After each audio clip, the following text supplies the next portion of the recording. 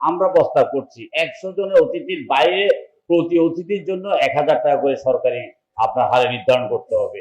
সামাজিক অনুষ্ঠান, বিশেষ করে বিয়ে শাদীতে আমরা দেখছি বৃত্ত ভৈরবের একটা অশ্লীল প্রদর্শনী। একটা বিয়েতে কি পরিমাণ অপচয় হয় এটা একেবারে কল্পনার বাইরে। 1 মাস পর্যন্ত ট্রেনিং নেওয়া হয় গায়ে হলুদের ক্যারোগ্রাফি দিয়ে নৃত্য করার জন্য।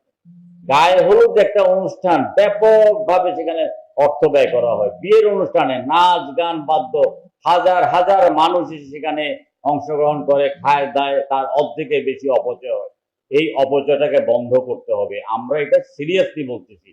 এর আগে যে একটা অতিথি নিয়ন্ত্রণ আইন ছিল, যে 100 জনের বেশি অতিথি হলেই সেখানে একটা ট্যাগ ধরতো। আমরা প্রস্তাব করছি 100 জনের অতিথির বাইরে প্রতি অতিথির জন্য 1000 টাকা করে সরকারি আপনার হারে নির্ধারণ করতে হবে। বিশ্বাস করুন বন্ধুরা, যদি বিয়ে শাদীতে বৃত্ত ভৈরবের এই ধরনের অশ্লীল প্রদর্শনীটা বন্ধ করা হয়, অপচয়টা বন্ধ করা হয়, তাহলে একদিনে নিত্য প্রয়োজনীয় দ্রব্যের দাম 10% কমে আসবে।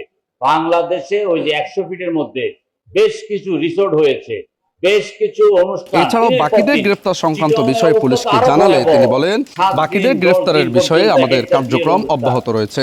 উল্লেখ্য, গত 16 জুন রামগঞ্জের ফরিদ আহমেদ ভূঁইয়া একাডেমির হোস্টেলে থাকা 8ম শ্রেণীর শিক্ষার্থী মেহেদী হাসানের রহস্যজনক মৃত্যুর ঘটনা ঘটে। এ সময় তাকে নির্যাতন করে হত্যার অভিযোগ উঠে এবং পরে 18 জনের বিরুদ্ধে মামলা দায়ের করা হয়। ঘটনার পর এলাকা জুড়ে বিক্ষোভ, মানববন্ধন ও সড়ক অবরোধ কর্মসূচি পালিত হয়েছে। এ মামলায় পুলিশ ইতোমধ্যেই 2 জনকে আসামি করে গ্রেফতারও করেছে।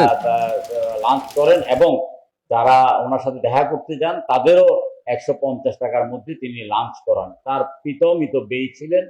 মিতব্যয়ীটা অবশ্যই আমাদের একান্ত কাম্য, কিন্তু আমি সংসদে বলেছি এই মিতব্যয়িতার পাশাপাশি আমরা যেটা বিভিন্ন সামাজিক